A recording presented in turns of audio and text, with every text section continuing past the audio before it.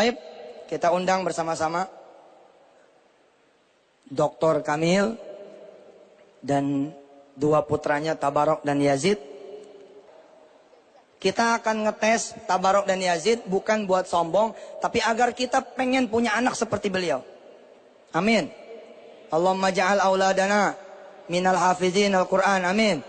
Allahumma ja'alna wa ahlana wa auladana wa zurriyatana min ahlillah, min ahlil Quran wa khasatihi. Amin ya rabbal alamin. Baik, yang pengen ngetes silakan siap-siap Qurannya. Yang ini Zena namanya. Ini semua anak-anak ini dari umur 3 tahun setengah sudah hafal Quran. Dari umur 3 tahun setengah, 4 tahun setengah dinobatkan sebagai penghafal Quran terkecil di dunia. Assalamualaikum warahmatullahi wabarakatuh. Waalaikumsalam warahmatullahi wabarakatuh. Salam dulu. Salam dulu. Ada sudah mic-nya buat jamaah tadi?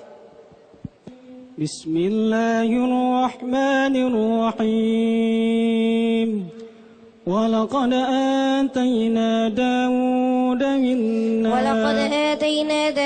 minna fadlan ya jibalu awwibi ma'ahu wat-tayr wa alanna lahu al-hadid an i'mal sabighatin wa qaddir fi as-sardi a'malu salihan inni bima ta'maluna basir. Surat Saba halaman kanan tanam. Benar Mas? Surat Saba, betul? Halaman kanan. Kanan berapa? Tuh, iya, malah yang merhatiin. Tapi benar tadi? Iya, benar. Oke, silakan yang ibu-ibu. Zina yang jawab. Zina. A'udzu billahi minasyaitonir rajim. Bismillahirrahmanirrahim. Zikru rahmati rabbika abdahu Zakaria idh nada rabbahu nidaan khafiyya faqala rabbi inni wahana al-'azmu minni wasta'ala ar-ra'su shayba wa lam akun bidu'aika rabbi shaqiyya. Surat Maryam halaman kanan atas. Halaman kanan atas. Subhanallah. Surah Maryam halaman kanan atas. Sahih? Betul? Right. Oke. Mana lagi yang lain? Oh itu. Wa akharina minhum lamma yalhaqu bihim wal azizul hakim. Dzalika fadlullah yu'tihi man yasha'u wallahu dzul fadlil azim. Mathalul ladzina hummilut tawrata thumma lam yahmiluha kamathalil himari yahmilu asfara.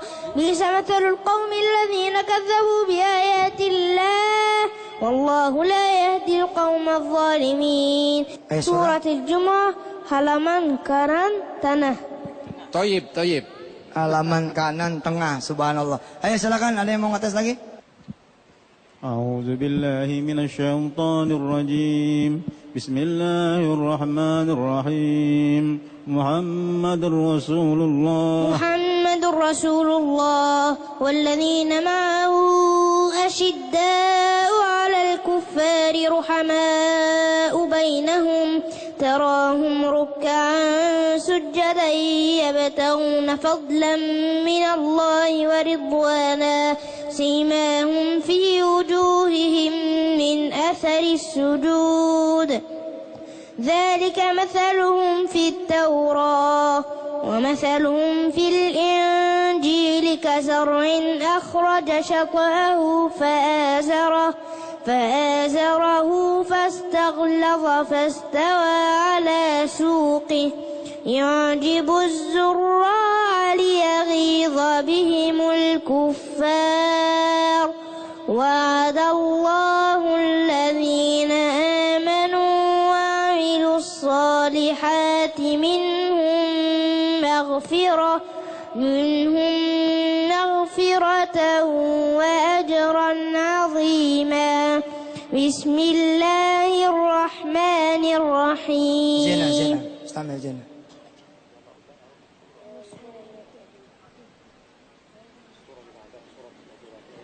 Dia lagi يا terjemahin. أيها الذين آمنوا اتقوا لا تقدموا بين يدي الله ورسوله واتقوا الله إن الله سميع عليم. Hasbuk salfal. Surah يا أيها الذين آمنوا لا ترفعوا أصواتكم فوق صوت النبي ولا تجهروا له بالقول كجهر بعضكم لبعض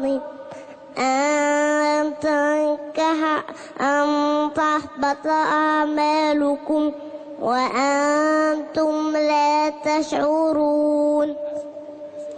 Ayo surah سورة الحجرات. Surah Hujurat.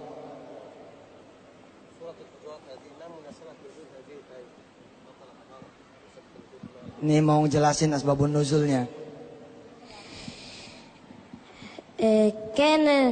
كان سيدنا أبو بكر الصديق وسيدنا عمر بن الخطاب كان هناك وفد أتى فاختلفوا من قائدهم ومن الذي أتى بهم إلى النبي صلى الله عليه وسلم. Makta-makta. Bismillahirrahmanirrahim. Beliau menjelaskan sebab nuzul, sebab turunnya ayat dalam surat Al-Hujurat tadi, bahwa Sayyidina Abu Bakar Siddiq dan Umar bin Khattab waktu itu kedatangan rombongan utusan. Beberapa rombongan tersebut mereka berselisih pendapat, siapakah yang mengutus mereka, siapakah pimpinan mereka. فاختلفوا فارتفعت أصواتهم فوق صوت النبي. Mereka saling berselisih, saling mengungkapkan pendapatnya, yang satu ngomong ini, yang satu ngomong yang itu, sampai suara mereka itu sangat keras sehingga suara mereka itu melebihi suara Rasulullah sallallahu alaihi wasallam. فقال الناس هلك الخيران. Khairan. Ya, mereka manusia atau orang-orang pada mengatakan celakalah khairan, dua kebaikan itu adalah Abu Bakar dan Umar. فنزل قول الله عز وجل يا أيها الذين آمنوا لا ترفعوا أصواتكم فوق صوت النبي ولا تجهروا له بالقول كجهر بعضكم لبعض أن تحبط أعمالكم وأنتم لا تشعرون.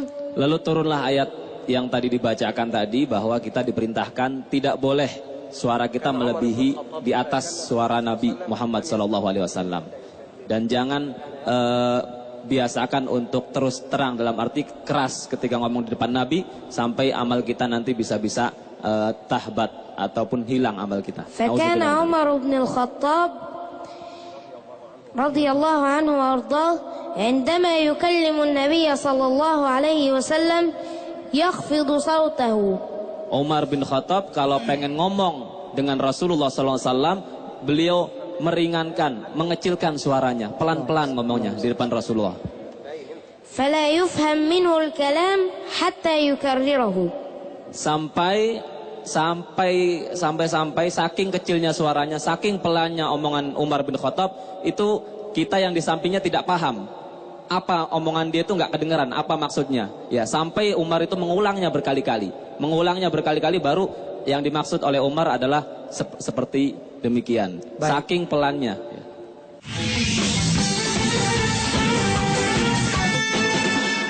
Ibu bapak yang dirahmati Allah, coba siapin handphonenya. Handphonenya siapin. Ini ada DVD tentang 3 anak ini, tentang Tabarok, Yazid, dan Zina.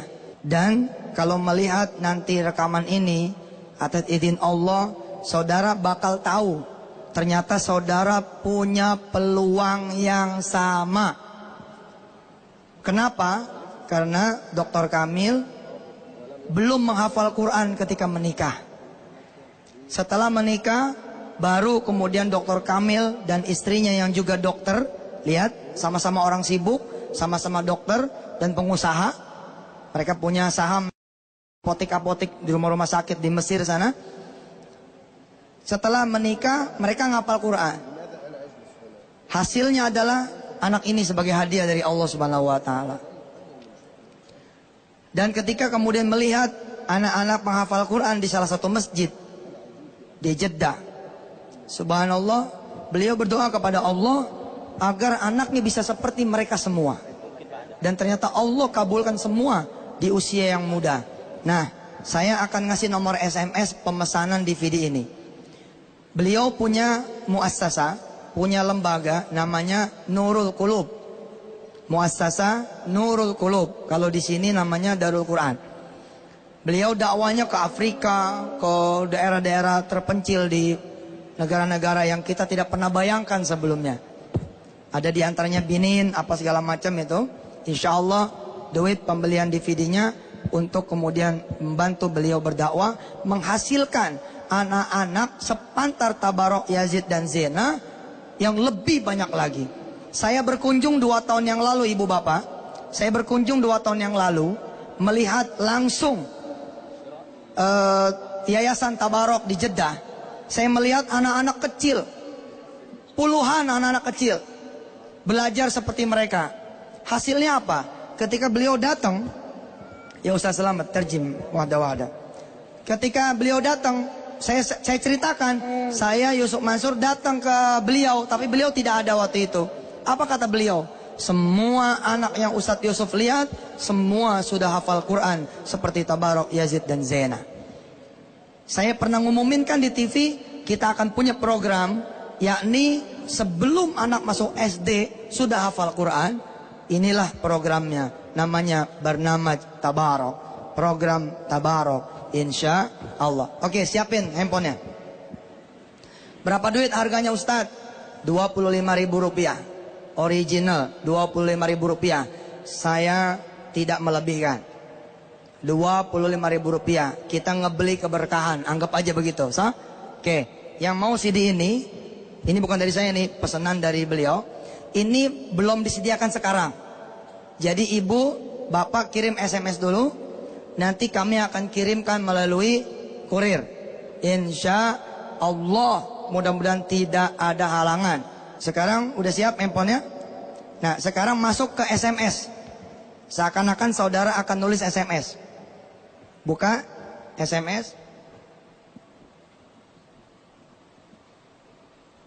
Oke.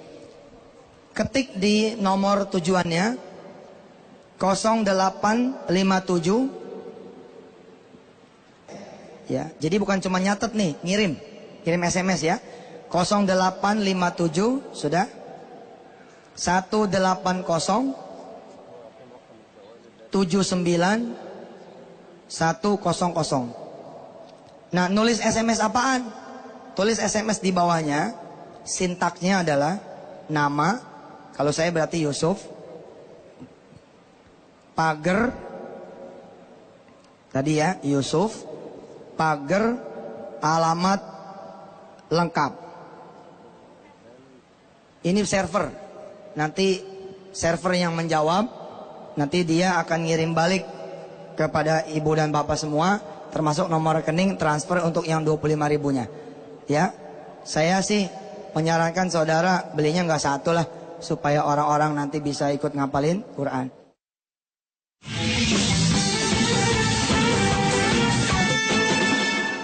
Waktu kita berikan kepada Dr. Kamil untuk memberikan motivasi bagaimana bisa mencetak anak-anak yang bisa menghafal Quran sejak dini. Tafadhol, Dokter.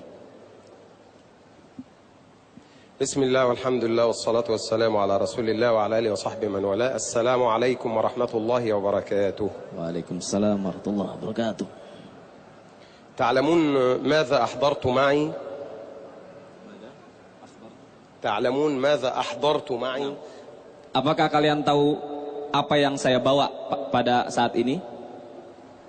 أحضرت معي الحقيبة الجديدة التي اشترتها لي زوجتي بالأمس. Saya membawa tas saya yang baru yang dibelikan oleh istri saya kemarin. ولكن أنا أقول لها وأقول لنفسي وأقول لتبارك ويزيد ولزينة ولكل الحضور.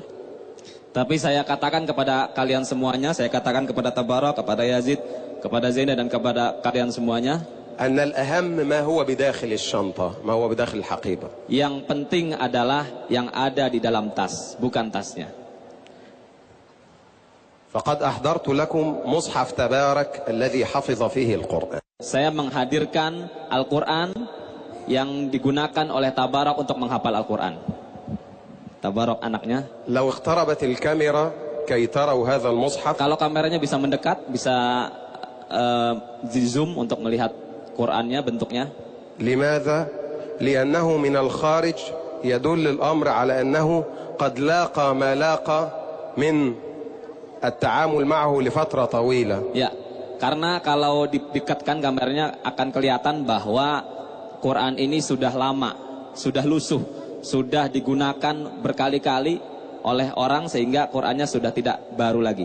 بل وتجدون في داخل المصحف أيضا ألوان على بعض الكلمات وبعض الآيات. Ya, dan kalian juga mendapati bahwa di dalamnya itu terdapat warna-warna di ayat-ayat tertentu. Ada warna kuning, warna merah gitu.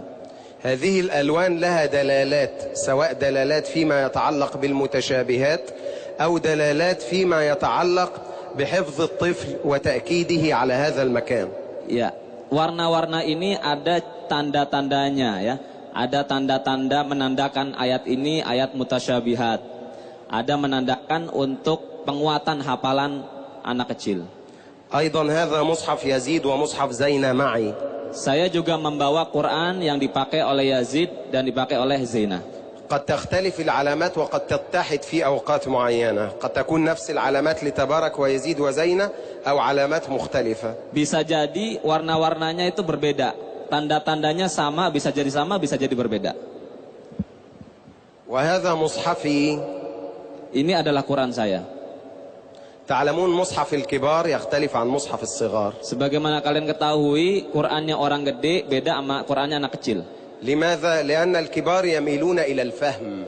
Karena orang yang sudah besar lebih kepada pemahaman dalam membaca Al-Quran.